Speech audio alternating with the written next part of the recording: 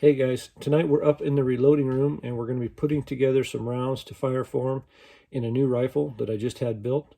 The rifle we're talking about tonight is the 400 Whelen. The 400 Whelen is an old Wildcat that's based on the 30-06 case, being necked up to accept .411 inch bullets.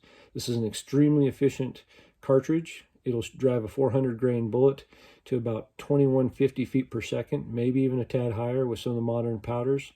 Currently, I'm running a 360 grain North Fork between 2225 and 2275 feet per second. I know some guys are getting a little more velocity out of that than I am. When I went over 2300, I was starting to get flat primer. So I'm running it just a little bit lighter, actually at the lower end of that, trying to get a little more brass life out of my cases. Some of the components that we're dealing with right now can be hard to find, can be very expensive when we do find them.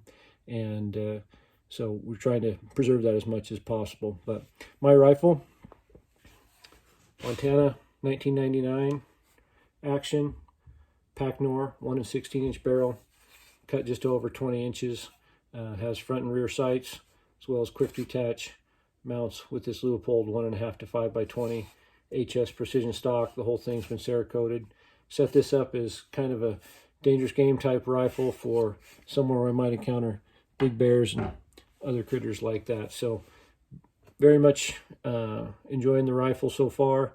Had it out in the field, been able to do some hunting with it, had it at the range, been able to punch a few holes in paper and get some velocities, and without being overly dramatic, and to quote the great Ricky Bobby, I don't know if I could love a human baby as much as I love that rifle.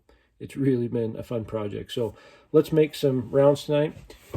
With the 400, there's a couple different ways to get your brass. Probably the easiest, if you can find it, is to get a hold of Quality Cartridge. When they have it available, they make cylindrical brass that actually has the proper head stamp. One advantage to the cylindrical brass is you can make rounds for fireforming that are going to work just almost as well as already fireformed brass, so you can actually hunt with them. Basically, when you take that cylindrical brass, you're going to neck it down till you get a nice snug fit in your chamber. Once you have that snug fit, all you got to do is prime it, charge it, and put the bullet that you want on top of it. Now, once I have that neck down to have a snug fit, I do like to anneal at that point. That's going to give me a nice clean shoulder when I do fireform, and going to help preserve the life of that brass. This is one that's a virgin case that's been necked down, annealed, primed and charged, and that has a 360 North Fork sitting on top of it.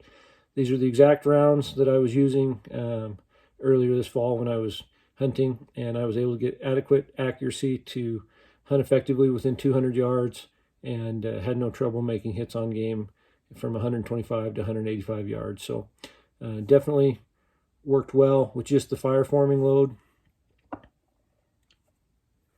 And this is what it looks like after you've had a full house load go through. Nice, clean, crisp shoulder. And from here on out, as long as I don't bump that shoulder too far back, I should have zero problems head spacing with this cartridge. If you have the correct reamer, which is the Griffin and Howe, or sometimes referred to as the Petrov reamer, this is going to give you a .458 diameter shoulder. And so this is essentially an improved cartridge that, when necked down to the proper diameter, should not give you any headspace problems. So this has worked out really well so far. One problem with the Quality Cartridge brass is A, it's not always available, B, it is expensive. And so it's always nice to have other means to go. So tonight what we're doing is we're going to take some virgin 35 Whelen brass, and we're going to neck that up by simply lubing it well, and run it through a sizing die. And what that's going to do is that's going to open that neck up to where we can now accept a .410 or 0.411 inch bullet. Now, the problem with this is there's not an adequate shoulder there to headspace off of. All we've done is essentially opened up that neck. So what we need to do is figure out a way to headspace properly off that. So tonight we're going to open this case up, anneal it, prime it, charge it, and we're actually going to run a 210 grain Hornady XTP pistol bullet upside down in this case. Now what that's going to allow us to do is that's going to allow us to use that sharp edge, that right angle on the end of the bullet to contact our rifling, and that contact with the rifling is what's going to provide that headspace and allow us to fire form. So these are just Hornady XTP 41 caliber bullets, same as you would shoot in a 41 mag. Even though the 400 is designed to shoot 400.411 inch bullets, the 410s shoot just fine. So already ran this case through the die, so we're going to step on over to our extra fancy annealing station and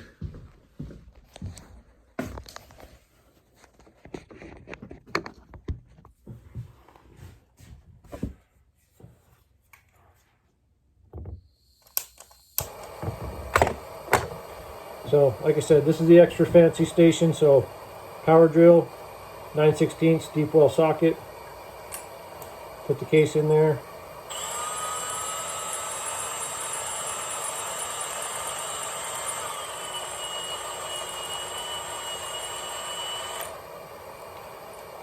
You're going to have to play around with this a little bit to see what works for you as far as the intensity of your flame, where you're going to put it.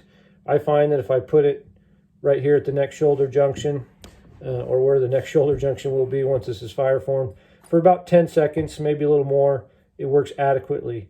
We are not doing this for precision, long range shooting or something like that. This is purely to create a better shoulder and to preserve the life of the brass. So quite frankly, I'm not as concerned about consistency as maybe somebody that's shooting bench rest or something like that is. So for my needs, this works just fine. So we're gonna let this cool off just a little bit while we head back over here.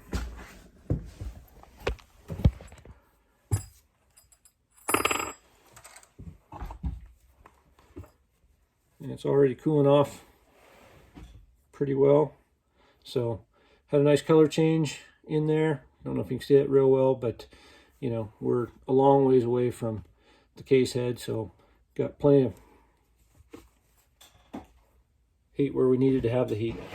So now run this up, priming it with a large rifle primer.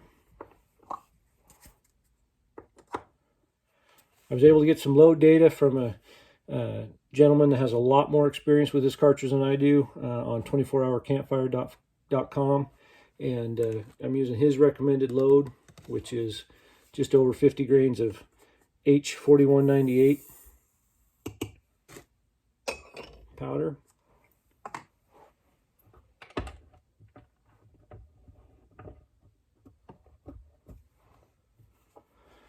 And when I seat this bullet, I really just want to make it to where it gets in just far enough to where I've got good brass contact with the bullet.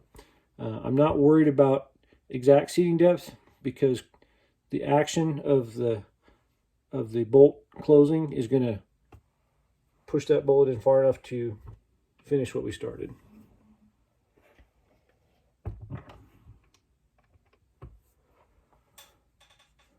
Okay, so I'm just right at the cantilever on this. Sometimes when you form these cases, doing this, you're going to actually end up with an oblong case mouth. So I'm actually a little bit high on this side, so this is going to get trimmed later, but that's about as far in as I need to go.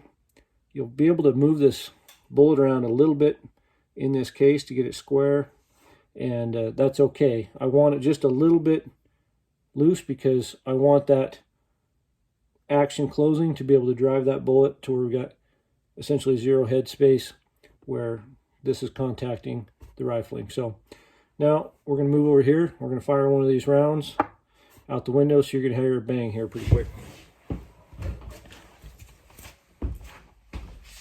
Bang. All right, hopefully the neighbors didn't mind that. But you can see this is going to open real easily.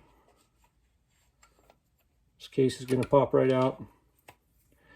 And what we end up with is a nicely formed shoulder.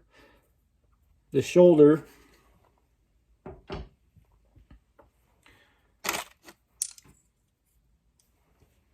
is not going to be nice and crisp and defined as the one that was with our full house hunting load, but it's going to be adequate. So now that we can go and trim this case up and work on our developing a load with this particular brass, with whatever we're choosing to hunt with. So good, easy way to do this. You know, all of these things, when you're starting with these older wildcats, there is some steps to the process. Certainly there's some expense. You know, you do have a primer, bullets, powder that cost to get to this point, plus your time. So this is certainly not something that is, you know, going to be the same as something off the shelf. But for those of you that enjoy working with wildcats and enjoy the loading process, this can be a lot of fun. So hopefully this helps somebody out and get you on the way to making some brass for your 400. Have a good night.